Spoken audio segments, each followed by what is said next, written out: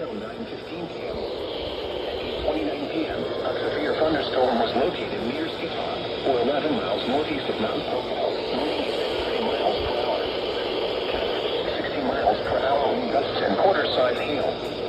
Source, radar indicated. Hail damage to